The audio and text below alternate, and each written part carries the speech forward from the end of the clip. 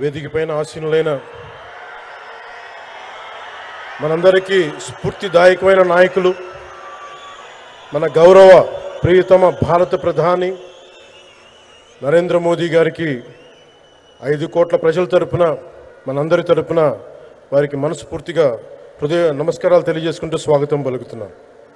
వేదిక పైన ఆసీనులైన గౌరవ రాష్ట్ర గవర్నర్ గారికి, అబ్దుల్ నజీర్ గారికి నా హృదయపూర్వక నమస్కారాలు. రాష్ట్రాన్ని ఒక తరం కాదు, ఒక ఎన్నికలు కాదు, 5 సంవత్సరాలుగా ఒక తరం కోసం ఆలోచించే నాయకులు శ్రీ గౌరవ ముఖ్యమంత్రి శ్రీ నారా చంద్రబాబు నాయుడు గారికి హృదయపూర్వక నమస్కారాలు.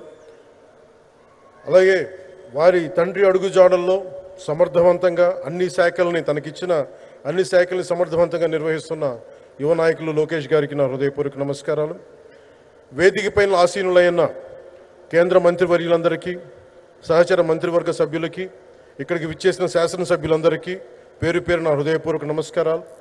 ఇక్కడికి విచ్చేసిన జనసేన నాయకులకి, తెలుగుదేశం నాయకులకి, భారతీయ జనతా పార్టీ నాయకులకి, ప్రతి ఒక్కరికి పేరు పేరున నా హృదయపూర్వక నమస్కారం. మనకి ప్రధానమంత్రి గారిని ఒకటే ఒక పదంతో పిలుస్తాం, కర్మయోగి. ఏ ఫలితాలు ఆశించకుండా దేశ సేవే పరమావధిగా ఆయన ఆలోచిస్తూ, ఎలాంటి లాభాపేక్ష లేకుండా కేవలం ధర్మాన్ని పట్టుకొని డ్యూటీని, కర్మని ఏమాత్రం ఆశించకుండా చేస్తున్న అలాంటి వ్యక్తి మనం ఈ సమయంలో ఈ తరానికి వారు దిశానిర్దేశం చేసే విధంగా ప్రధానమంత్రి స్థాయిలో ఉండటం మనందరం చేసుకున్న అదృష్టం. One who performs duty with truth, righteousness and discipline without attachment to results and dedicates action to the protection of the motherland attains eternal glory. The statement perfectly describes Honorable Prime Minister Shri Narendra Modi ji. Our Honorable Prime Minister Shri Narendra Modi ji is not just leading a government. ఆయన ప్రభుత్వాన్ని ఒకటే నడపట్లేదు, 2 తరాలని నడుపుతూ ఒక alpha రాబోయే ఇప్పుడు పుట్టిన బిడ్డలకి దిశానిర్దేశం చేస్తున్నారు.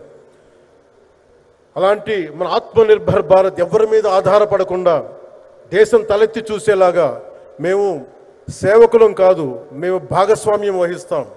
మేము దేశానికి, ప్రపంచానికి దిశానిర్దేశం చేస్తాం.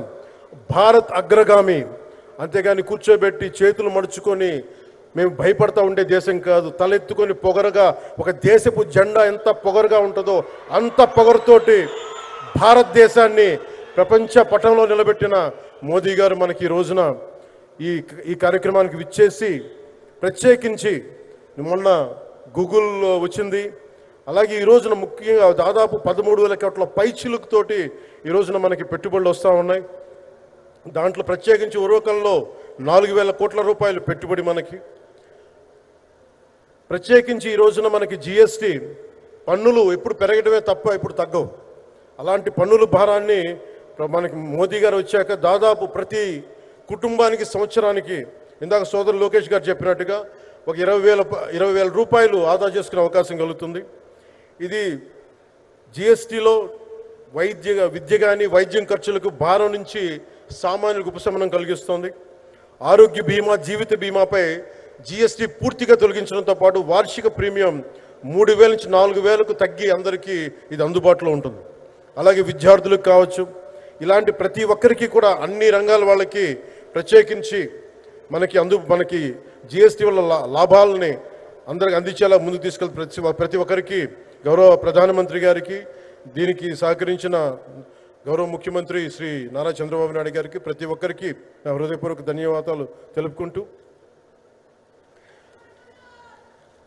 ప్రధానమంత్రి గారికి ఇంకొకసారి ప్రత్యేక ధన్యవాదాలు తెలుపుకుంటూ, మేమందరం ఈ కూటమి ఒక 15 ఏళ్ళకి తక్కువ కాకుండా బలంగా ఉండాలి. మనందరం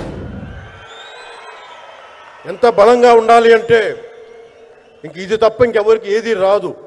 ఇబ్బందులున్నా ఉన్నా తట్టుకొని నిలబడి, ఎందుకంటే ఈ రోజున ప్రధానమంత్రి గారు మనకు వచ్చి అండగా ఉన్నారంటే ఈ పెట్టుబడులను కానీ, ఈ నమ్మకాన్ని కానీ ఎట్టి మాత్రం సడలించకుండా మేము ముందుకెళ్తామని మీ అందరికీ తెలియజేసుకుంటూ, అందరం సమిష్టిగా పనిచేస్తాం. ప్రధానమంత్రి గారి నాయకత్వంలో గౌరవ ముఖ్యమంత్రి నారా చంద్రబాబు నాయుడు గారి స్ఫూర్తితోటి ఆయన నాయకత్వంతో ముందుకెళ్తాం. మేమందరం మీ ఆకాంక్షల్ని, వచ్చే తరం ఆకాంక్షల్ని ముందుకు తీసుకెళ్తామని తెలియజేసుకుంటూ సెలవు తీసుకున్నాను. జై భారత్, జై హింద్.